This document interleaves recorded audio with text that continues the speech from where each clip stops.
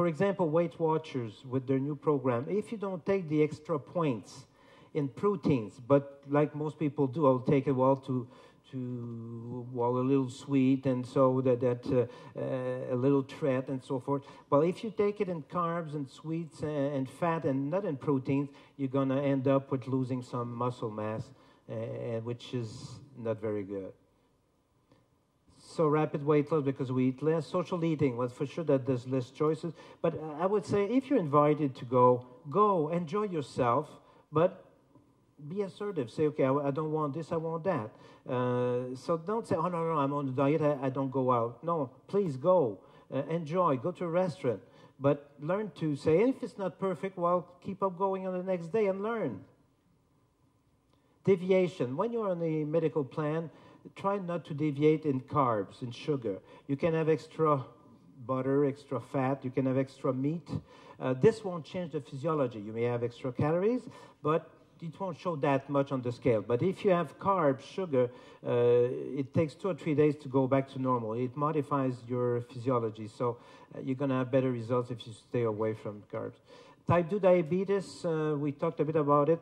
The best diet for a diabetic is a medical plan diet.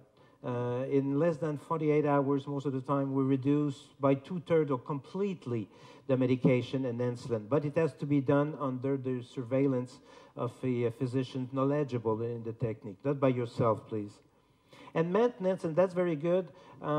There's more studies. I did some, and other researchers in Europe and so forth, Rosner, Astrup, and so forth, that has shown that those who lose weight and even more rapidly with a medical plan will maintain as well, even better than conventional, which is not what we hear from the official comments. We have some certain nutritionists, so this is absolutely the opposite. So understanding the choice of diet, the mental weight assessment. Those who don't know the mental weight assessment, raise your hands.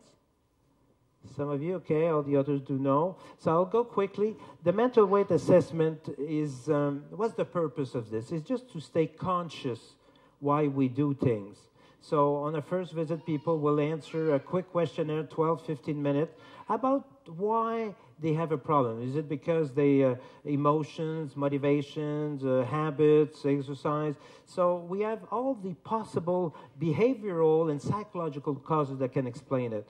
So at the right here, so when it's blue and 100% means there's no problem, and at 0 means there's a lot of problem. So we measure behavior, relation with negative emotion and food, pleasure in food, alcohol, exercise, hypoglycemia. And on the psychological side, the motivation to lose weight, the self-image, how we evaluate ourselves, kind of personality. And this is where we can see if there's some chronic blocks from childhood, stress, symptoms of stress, and emotion, perfectionism, guilt, and depression. A third of our patients, when they come the first time, they have depression signs, which within a month time are 99% of the time mainly improved. It's dramatic. Within a month time, even people taking medication, many times they've been able to get out of the medication and feel good about themselves. So we ask them to repeat monthly. This is a scale. Just like you would go on a body scale, maybe until you're 93, 94 years old. How old do you want to be? 95. So see, you will want to check your body, your fat, see how you do. So the same thing with what goes on between your ears is probably still more important. So then take the habit to do it monthly or about, and you stay conscious of your habits. Awareness will be there. So then if you gain 1 pound or half a pound, then you'll know what's going on and be able to adapt rapidly. So understanding success, that's very important. This is it. Rapid changes. This is completely opposite to the official messages that you hear every day on radio, on TV, and so forth. So researchers for years have tried to find out what are the predictive factors that will, when a person, when you come to see me the first time, can I tell you, yes, I think you're going to succeed? No, you won't succeed. Predictive factors. So on the first time, we have never been able, researchers around the world, to identify those predictors. But something that we have been able to do with Professor Stotland, Steve Stotland from McGill University, is a professor in psychology and eating disorder. And so we've been able to identify 4 factors: diet, weight loss, habit change, and follow-up. So what have we identified? So and let's take that, so that's a BMI, so that's when you're overweight, that's the weight loss here, over 9 months. It's been published in the British Journal of Health Psychology. This is a highly scientific, peer-reviewed journal, so this means that it has been validated scientifically. So if you use a protein diet, lose weight more rapidly. Well, more rapidly means maybe a pound or 2 a week, doesn't mean 10 pounds a week. Habit change within a month time. So that, not I mean all my habits are gone, but a good change in my habits because I've eliminated some. And regular follow-up, like see the consultant or the physician. So you have that weight loss over 9 months. So if you go by the official standards that we recommendation. So no protein because suppose it's no good. Slow weight loss because you've gained it slow. You should lose it slow. Habits change slow. You're 20, 30, 40 years old, 50. So change your habits slowly. And not so regular follow-up. What happened? A weight gain. A weight gain. And we did another study in France the year afterward with 50 physicians, with 1,300 patients. And what did we find? Exactly the same thing. And I was a bit surprised at the beginning to see such a difference. So when I met my patients, I say, gee, look, that's good news. There's hope. It's fabulous. You get rapid change. You can lose weight relatively rapidly. I mean, there's hope. And so what's the Dr. Larocque? I mean, we know that. That's why we follow the program, because it works. So when you lose more, the motivation is there and it helps.